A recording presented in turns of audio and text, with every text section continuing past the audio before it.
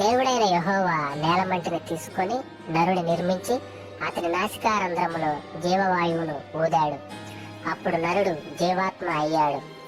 అప్పుడు దేవుడు ఆ నరుడి కోసం తూర్పున ఏదెనులో ఒక తోట వేసి అందులో ఉంచాడు. అదేవిధంగా ఆ తోటలో ప్రతి వృక్షమును, తోట మధ్యలో జీవ వృక్షమును, మంచి చెడ్డల తెలివినిచ్చు వృక్షములను నేల నుండి మొలిపించను. ఆ యూఫ్రటీసు దేవుడైన యెహోవా నరుని తీసుకొని ఏదైనా సేద్యపరచుటకును దాని కాచుటకును దానిలో ఉంచెను.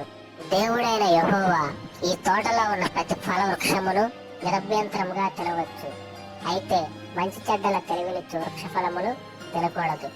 నీవు దాని తిను దినమున నిశ్చయముగా చచ్చెదవు అని నరునికి చెప్పాను.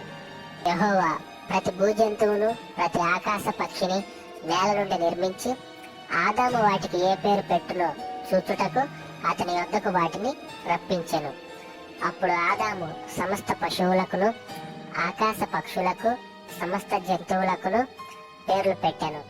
జీవము గల ప్రతిదానికి ఆదాము ఏ పేరు పెట్టెనో ఆ పేరు దానికి కలిగెను.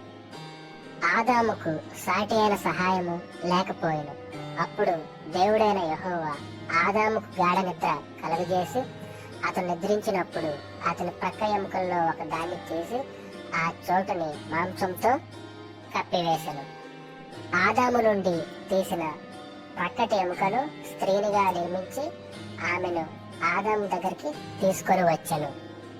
ఆదాము ఇలా అన్నాడు, నా ఎముకలలో ఒక ఎముక, నా మాంసములో మాంసము, ఇది నరుల్లో నుండి తీయబడినది గనుక నారి అనబడును అన్నాడు.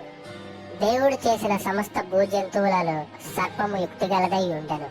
అది స్త్రీతో, ఈ తోట ఫలములలో ఏదైనా ఫలము తినకూడదు అని దేవుడు చెప్పాడా అని అడిగింది.